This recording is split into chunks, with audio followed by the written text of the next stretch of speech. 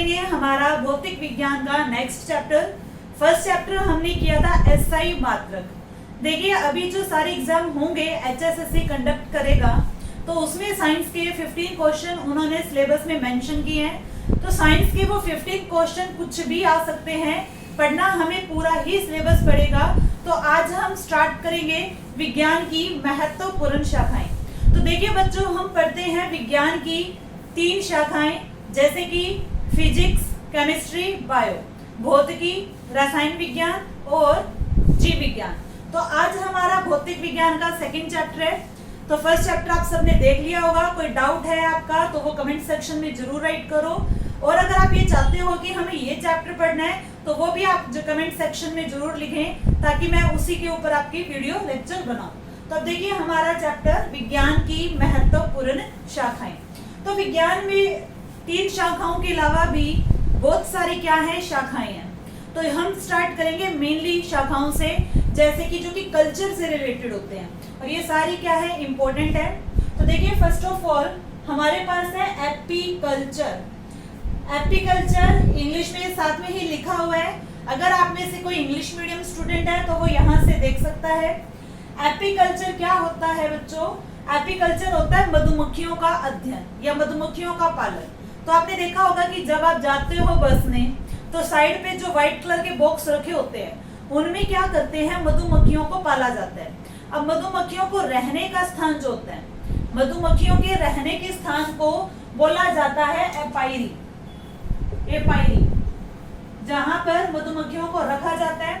अब हनी बीज को की स्टडी की जाती है एपीकल्चर में, और हनी बीज को स्टडी करने के लिए ब्रांच क्यों बनाई गई? आपको पता होगा कि जो हनी बी है उससे क्या मिलता है, शहद, और उस शहद से काफी कुछ चीजें बनती हैं, कॉस्मेटिक्स बनता है और दवाइयों में भी यूज होता है। ठीक है, तो एपीकल्चर आ जाए तो एपीकल्चर का संबंध किससे होगा? मधुमक्खियों से। अब बात करेंगे नेक्स्ट है सेरिकल्चर। अब देखिए सेरिकल्चर और सिल्वीकल्चर, इन दोनों में बच्चों को काफी कंफ्यूजन रहती है, तो आपको थोड़ा सा डिफरेंस बना के चलना है। सेरिकल्चर, रे आ गया, रे से क्या बनेगा, रेशम के कीड़े। सिल्वी, वे आ गया तो वे से बनता है वन। तो आपको नाम से डिफरेंस पता लग जाएगा, सेरिकल्चर और सिल्वीकल्चर। तो सेरिकल्चर क्या होता है? सेरिकल्चर में हम पढ़ते हैं रेशम के कीड़ों का अध्ययन, यानी कि स्टडी ऑफ सिल्क वॉर्म्स। ठीक है, रेशम के कीड़ों का भी काफी फायदा होता है, तो इसके लिए भी ब्रांच बनाई गई है सेरिकल्चर। नेक्स्ट बात करें सिल्वीकल्चर, तो सिल्वी में क्या आएगा, वन आएगा। ठीक है, अब वनों से उत्पन्न जो भी उत्पाद होते हैं, अब आपको पता होगा वनों में तो लकड़ियां होती है और उस लकड़ी से फर्नीचर वगैरह बनता है, तो उन सभी का अध्ययन किसमें होगा, सिल्वीकल्चर में। नेक्स्ट है हमारे पास विटीकल्चर। अब बात करें विटीकल्चर की, तो विटीकल्चर भी काफी इंपॉर्टेंट है। विटीकल्चर में स्टडी हो जाती है अंगूरों के उत्पादन का अध्ययन, स्टडी ऑफ ग्रेप्स। ठीक है, अंगूरों को कैसे उत्पादन है, कि किस टाइम वो आते हैं, कितना फल मिलेगा, ये सब स्टडी कहाँ होती है, विटीकल्चर में। नेक्स्ट आता है पिसीकल्चर। पिसीकल्चर, पीसी मतलब होता है मछलियां, तो मछलियों के अध्ययन किसमें किया जाएगा, पिसीकल्चर में। ठीक है, नेक्स्ट चलते हैं हॉर्टिकल्चर, ये भी काफी इंपॉर्टेंट है। हॉर्टिकल्चर में क्या क्या आ जाता है, फल आ जाता है, सब्जी आ जाती है, वह फूल भी आ जाते हैं। फूल हो, फल हो या सब्जी, इन तीनों का अध्ययन किसमें होता है, हॉर्टिकल्चर में। तो इन तीनों को हम एक साथ क्या बोल देते हैं, बागबानी। ठीक है, उसके बाद आते हैं एग्रीकल्चर। अब ये तो काफी सुना होगा आपने, एग्रीकल्चर। एग्रीकल्चर होता है खेती बाड़ी से रिलेटेड। तो एग्रीकल्चर में किसकी स्टडी होगी, कृषि का अध्ययन। इसी टाइप से देखिए वर्मीकल्चर। अब वर्मी मतलब कीड़े होते हैं, तो वर्मीकल्चर में हम किसकी स्टडी करेंगे, केंचुए के उत्पादन का अध्ययन। अब केंचुए आपको पता होगा क्या होते हैं, अर्थवर्म। केंचुओं को किसानों का मित्र भी कहा जाता है, क्योंकि केंचुए क्या करते हैं, मिट्टी की उपजाऊ क्षमता को इंक्रीज करते हैं, इसीलिए केंचुए जो होते हैं इन्हें किसान का मित्र कहा जाता है। अब नेक्स्ट है हमारे पास टिश्यू कल्चर। टिश्यू, अब आपको पता होगा कि टिश्यू शब्द का मतलब क्या होता है, उत्तक। अब ये उत्तक बनते कैसे हैं, उत्तक बनते हैं कोशिकाओं के ग्रुप से। तो टिश्यू कल्चर में क्या होगा कि जो आर्टिफिशियल टिश्यू होते हैं आजकल हम क्या है जो कृत्रिम ऊतक होते हैं उनका निर्माण कर सकते हैं। तो कृत्रिम ऊतकों के निर्माण के अध्ययन को ही क्या कहा जाता है, टिश्यू कल्चर। तो देखिए हमने क्या क्या पढ़ा, दोबारा से सुनिए। पहले हम सभी कल्चर करेंगे, अभी एक दो कल्चर और है, उनको करने के बाद हम अदर ब्रांचेस की बात करेंगे। तो आप सीक्वेंस में चलते जाइए। एपीकल्चर मधुमक्खियां, सेरिकल्चर रेशम के कीड़े, सिल्वीकल्चर में वन, विटी में अंगूर, पीसी में मछलियां, हॉर्टिकल्चर बागबानी, बागबानी यानी फल फूल सब्जियां।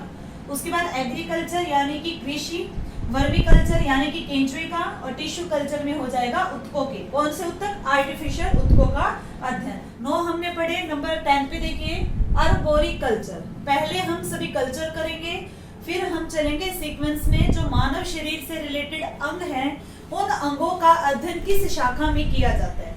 तो देखिए बच्चों अर्बोरिकल्चर, अर्बोरिकल्चर में क्या होगा, जो सजावटी वृक्ष होते हैं उनका अध्ययन किया जाता है। तो ध्यान रखेंगे अर्बोरिकल्चर में सजावटी वृक्षों का अध्ययन किया जाता है। उसके बाद बच्चों आता है फ्लोरिकल्चर। अब फ्लोरिकल्चर क्या होता है, फ्लोरिकल्चर में हम पढ़ेंगे फूलों का अध्ययन, लेकिन कौन से, क्योंकि फूलों का अध्ययन बच्चों एंथ्रोलॉजी में भी होता है, लेकिन अगर फ्लोरिकल्चर आता है तो आपको लगाना है सजावटी फूलों का अध्ययन। चलिए तो यहाँ तक तो थे बच्चों 11। हमने आज के लेक्चर में पढ़े 11 कल्चर। अब हम स्टार्ट करेंगे सीक्वेंस में कि जो मानव शरीर होता है, मानव शरीर से रिलेटेड जो ऑर्गन्स हैं उन सभी के लिए कौन कौन सी ब्रांच बनाई गई है। तो सबसे पहले स्टार्ट करेंगे हार्ट से, क्योंकि हम ज्यादातर जो फैसले होते हैं वो दिल से लेते हैं, लेकिन आजकल दिल से फैसले नहीं लेने चाहिए, हर काम में दिमाग ही लगेगा। तो देखिए सबसे पहले आता है कार्डियोलॉजी। तो हार्ट का अध्ययन करने के लिए भी ब्रांच क्या है, कार्डियोलॉजी। तो आपको ये सोचना है कि ये ब्रांच बनाई कैसे गई, कि जो मनुष्य का हार्ट है, मनुष्य का जो हृदय है, उस हृदय के पास जो मांसपेशियां हैं उन मांसपेशियों का नाम है कार्डियक मसल्स।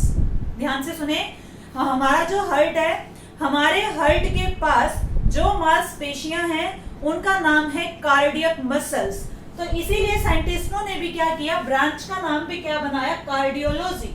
कार्डियोग्राफी भी आप सुनते हो, इलेक्ट्रोकार्डियोग्राफी, ईसीजी, ठीक है, वो यंत्र है, वो भी हम पढ़ेंगे।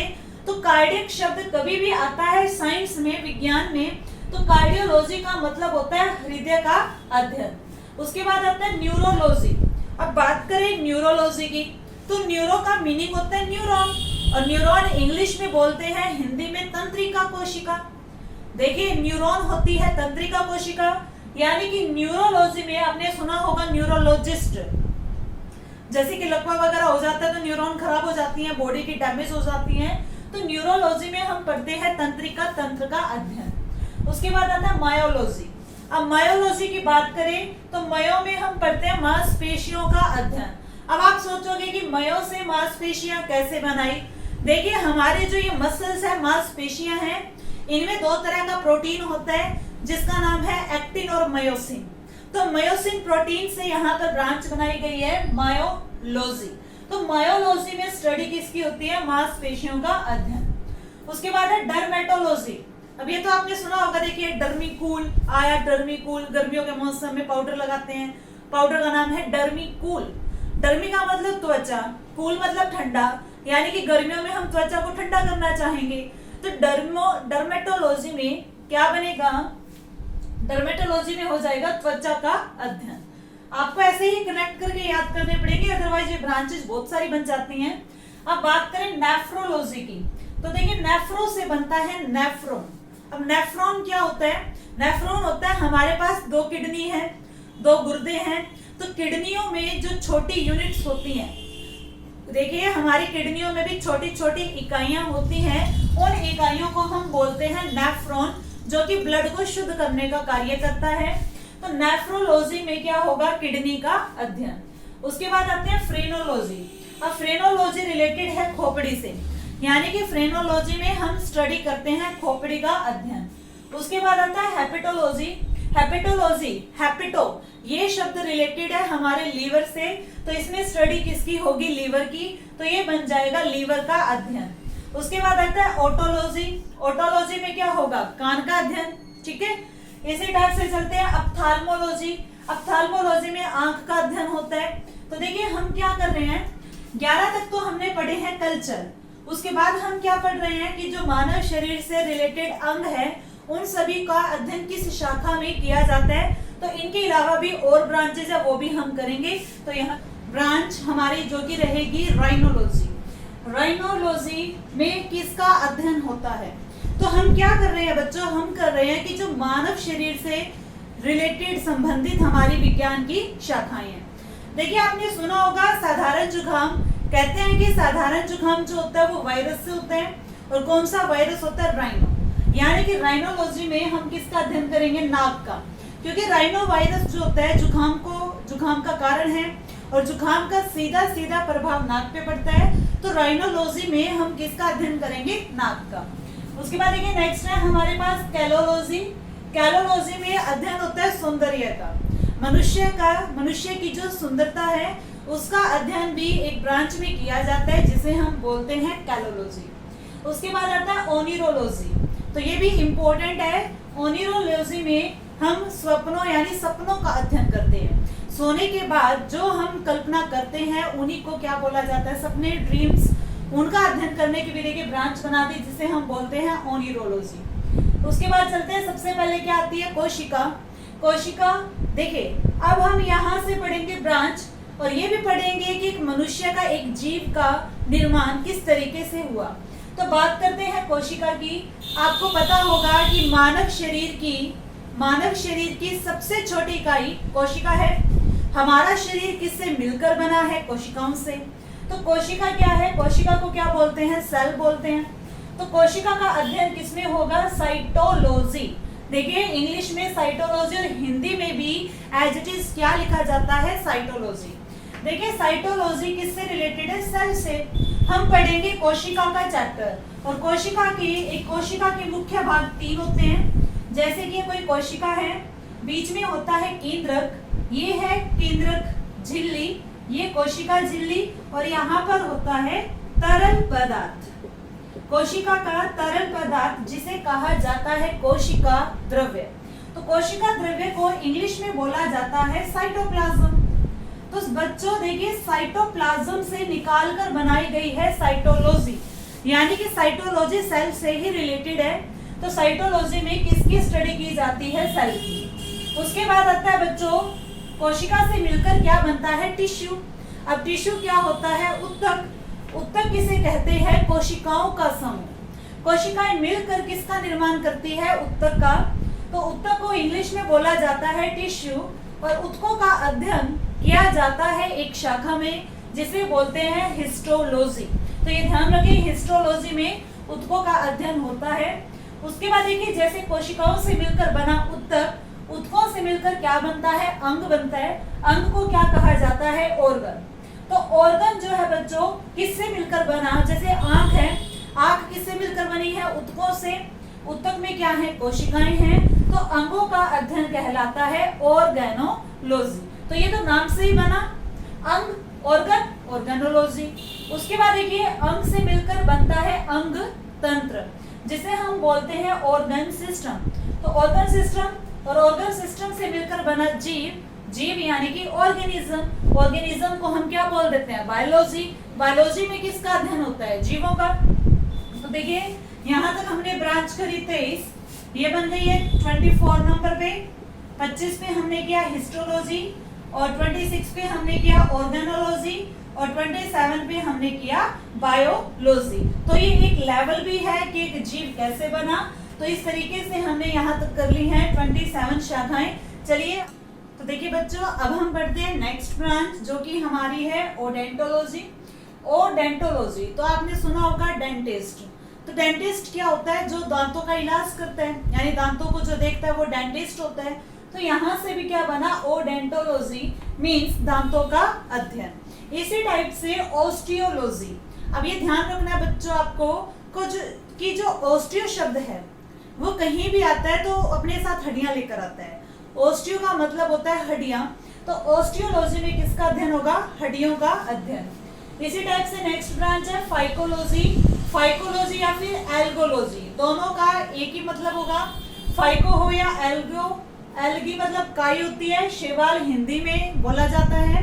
तो एल्गी के अध्ययन को हम फाइकोलॉजी या एल्गोलॉजी बोलते हैं। उसके बाद आती है माइकोलॉजी। देखिए एक तो हमने पढ़ा था मायोलॉजी, मायोलॉजी में तो हमने अध्ययन किया था मांसपेशियों का, लेकिन माइकोलॉजी में हम किसका अध्ययन करेंगे, कवकों का अध्ययन। इसी टाइप से बच्चों हमारे पास नेक्स्ट ब्रांच है बैक्टीरियोलॉजी। तो बैक्टीरियोलॉजी नाम से देखिए बैक्टीरिया बन रहा है, तो बैक्टीरिया होते हैं छोटे छोटे जीवाणु, तो उनका अध्ययन किसमें होगा, बैक्टीरियोलॉजी में। उसके बाद नेक्स्ट ब्रांच आती है वायरोलॉजी। तो वायरोलॉजी में किसका अध्ययन होता है, वायरस का।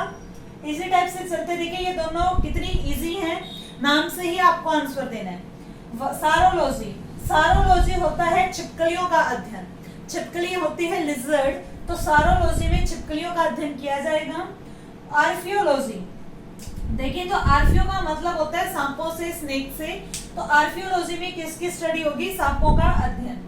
इसी टाइप से देखिए ऑर्निथोलॉजी, ऑर्निथोलॉजी एग्जाम में आ भी चुकी है, वेरी इंपॉर्टेंट बनेगी, 36 नंबर पे है ऑर्निथोलॉजी, जिसमें हम करते हैं पक्षियों का अध्ययन।